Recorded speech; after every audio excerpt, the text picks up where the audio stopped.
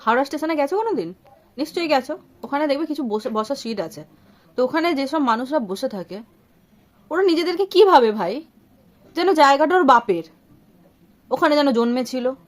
এই যা বড় বড় লাগেজ নিয়ে গিয়ে বসে থাকবে, উপরন্ত লোককে জায়গা দেবে না। কেউ গেলে বলবে কি ওখানে জায়গা রাখা আছে, এসে বসবে। দুটো তিনটে সিট অথচ ফাঁকা, ব্যাগ তুলে সিটের ওপরে সে যেন শুয়ে আছে একজন, কে মানে বসে পা তুলে বসে আছে, যেন বাবার জায়গা। রেশন দোকানে জায়গা রাখবে, বাসে সিট রাখবে, ট্রেনে জায়গা রাখবে, আরে স্টেশনটাকেও ছাড়বে না।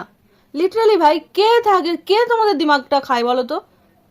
মানে কিছু বলার নেই। এক কাজ করো, যখন জমের বাড়ি যাবে না, ওপরে গিয়েও তাদের সাথেও ঝগড়া করবে যে আমার পরে এই জনটা আসছে, এর জন্য জায়গাটা রাখতে হবে, ঠিক আছে? এক কাজ করবে, গাছের ডাল ধরে নেবে, ওই গাছে কিন্তু কোনো অন্য পেতনিদেরকে বসতে দিলে হবে না। বলবে, এই নিয়েই ঝগড়াটা করবে যে আমার পরে কিন্তু ও এসেই জায়গাটাতে গাছটাতে বসবে। যত সব।